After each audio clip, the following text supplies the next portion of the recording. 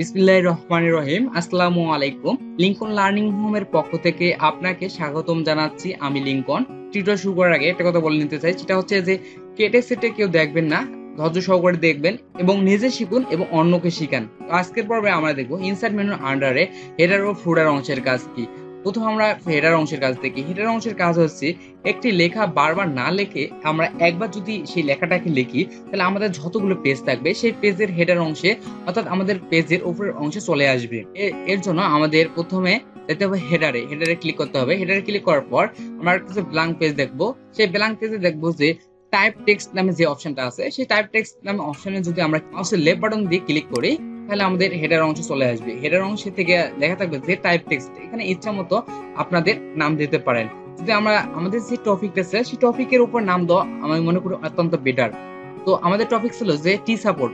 আমরা যদি টি সাপোর্ট দেই, এই টি সাপোর্ট লেখাটা লিখলাম। লেখাটা লেখার পর আমরা দেখবো যে কি পরিবর্তন ঘটছে। কারণ আমরা যদি আমাদের যে পেজগুলো আছে সেই পেজের যে নিচের অংশে আসি, তাহলে আমরা দেখতে পারবো যে হেডার অংশের যে প্রথম লাইনটা ছিল সেই প্রথম লাইনে আমাদের টি সাপোর্ট একবার লেখার পরে কিন্তু আমাদের সবগুলোতে চলে আসছে, প্রথম লাইনে চলে আসছে, অর্থাৎ আমাদের পেজের প্রথম অংশে চলে আসছে। এখন যদি এটাকে যদি আমরা বড় করতে চাই, এই লেখাটা টি সাপোর্ট লেখাটা দেখা যাচ্ছে অনেক ছোট হয়ে গেছে, এটাকে যদি আমরা বড় করতে চাই, তাহলে আমাদের কিবোর্ড থেকে শর্টকাট কির মাধ্যমে এটা আমরা বড় করতে পারি। কিবোর্ড শর্টকাট কির মাধ্যমে বড় করতে গেলে কন্ট্রোল এবং আমাদের সেকেন্ড ব্র্যাকেট যদি একসঙ্গে প্রেস করি, তার আগে আমাদের এটাকে সিলেক্ট করতে হবে। লেখাটা সিলেক্ট করার পর এবং কন্ট্রোল এবং সেকেন্ড ব্র্যাকেট একসঙ্গে ক্লিক করলে আমাদের প্রেস করলে একসঙ্গে আমাদের কিন্তু এই লেখাগুলো বড় হয়ে আসবে। এখন যদি আমরা শুরু করতে চাই, আবারও সেম কন্ট্রোল এবং সেকেন্ড ব্র্যাকেট যদি প্রেস করি, তাহলে আমাদের লেখাটা কিন্তু ছোট হয়ে যাবে কিবোর্ডের মাধ্যম দিয়ে। এটাই মূলত হেডারের কাজ। এই হেডার অংশটাকে যদি আমরা রিনেম করতে চাই, কিভাবে আমরা রিনেম করতে হবে? আবারও ইনসার্ট আসবো। ইনসার্টে আসার পর এই হেডার অংশে ক্লিক করবো। হেডার অংশে ক্লিক করবো, নিচে দেখতে পাচ্ছেন এডিট হেডার। অর্থাৎ আমাদের যে লেখাটা আছে, যে টি সাপোর্ট যে লেখাটা আছে, সেই লেখাটাকে যদি আমরা চেঞ্জ করতে চাই, অন্য কোনো লেখা লিখতে চাই, তাহলে আমরা এডিট অপশনে গিয়ে আমাদের লেখাটাকে চেঞ্জ করতে পারি।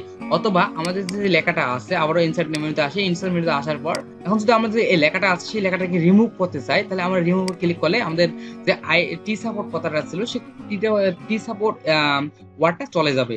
আমরা ব্যাকে আসি, অর্থাৎ ব্যাকে আসার জন্য কন্ট্রোল জেড চাপ দেবো, অর্থাৎ আন্ডু টি সাপোর্ট শব্দটা চলে আসছে। এবং এখন যদি আমরা ফুটার অংশের কাজ দেখবো, ফুটার অংশের কাজ কি? সেম কাজ। ফুটার অংশে অর্থাৎ নিচের অংশের কাজ, অর্থাৎ আমাদের যে পেজগুলো আছে সেই পেজের এই অংশটার কাজ হচ্ছে ফুটার অংশ। এটাকে বলা হয় ফুটার অংশ। এই ফুটার অংশে যদি আমরা কিছু লিখতে চাই, তাহলে আমরা ফুটার অংশে ক্লিক করবো। ক্লিক করার পর টাইপ টেক্সটে ক্লিক করব। টাইপ টেক্সটে ক্লিক করার পর আমাদের ইচ্ছা অনুযায়ী আমরা এই ফুটার অংশের নাম দিতে পারি। ধরেন আমি যেহেতু এই টিউটোরিয়াল তৈরি করতেছি, যেহেতু আমার টপিক এগুলো ছিল, সেহেতু আমার যদি নামটা দেই লিংকন দিলাম। এখন লিংকন গুলো পেজ আছে, এখানে সবার নিচে ফুটার অংশে আমাদের লিংকন নামে শব্দটা কিন্তু চলে আসবে। দেখতে পাচ্ছেন ওয়ার্ডটা, লিংকন নামে ওয়ার্ডটা চলে আসছে। এখন সেম পদ্ধতি আমরা যদি রিমুভ করতে চাই, এই আগের মতো যে আমাদের যে হেডার অংশে যেমন করে আমরা রিমুভ করছিলাম বা এডিট করছিলাম, তেমন করে আমরা এটাকে কিন্তু রিমুভ করতে পারি। এখান থেকে আমরা এডিট করতে পারি অথবা রিমুভ করতে পারি।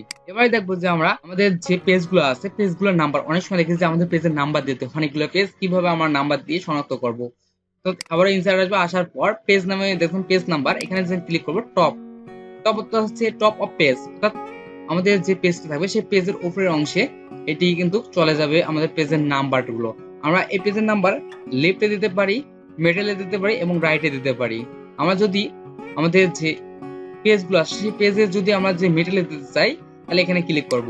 টপের মিডলে দিতে চাই এবং একের পর আমাদের কি পরিবর্তন হয়েছে। একের পর দেখেন 2 নম্বর পেজ, 2 নম্বর পেজের পর 3 নম্বর পেজ, ধারাবাহিকভাবে যতগুলো পেজ থাকবে সবগুলো পেজে কিন্তু আমাদের এই নাম্বারগুলো চলে যাবে। এখন আপনি যদি বলেন যে না, আমার যে পেজগুলো ছিল সেই পেজের নাম কিন্তু আমি দেব না, ওখানে দেব না, যে পেজগুলো আছে সেই পেজের নামগুলো একদম নিচে থাকবে, অর্থাৎ আমাদের যে ফুটার অংশ সেই ফুটার অংশে দিতে চাই, তাহলে আবার আমাদের ইনসার্টে আসতে হবে। ইনসার্টে আসার পর পেজ নাম্বার আসতে হবে। পেজ নাম্বার আসার পর বটন অফ পেজ, এখানে আসার পর আমরা ফুটার অংশে দিতে পারি।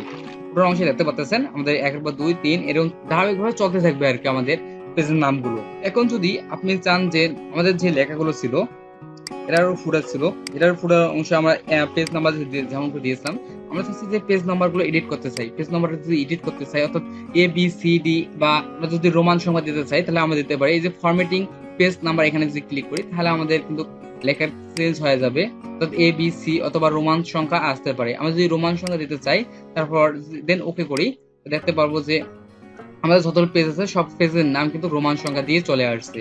এখান থেকে আমাদের পেজের নাম্বার দিতে পারি, পেজ নাম্বার থেকে, অথবা আমাদের পেজে রিমুভ করতে পারি, যে পেজ নাম্বারগুলো আছে সেই পেজ নাম্বারগুলো রিমুভ করতে পারি আমাদের ইচ্ছা মতো। তো এটাই ছিল আজকের ভিডিও। আজকের ভিডিওটি আপনাদের যদি ভালো লেগে থাকে বা আপনি যদি এই ভিডিও থেকে কিছু শিখে থাকেন, তবে অবশ্যই আমাদের চ্যানেলের পাশে থাকবেন এবং লাইক কমেন্ট দিয়ে আপনার মতামত জানাবেন এবং সাবস্ক্রাইব করে আমাদের পরবর্তী ভিডিও দেখবেন।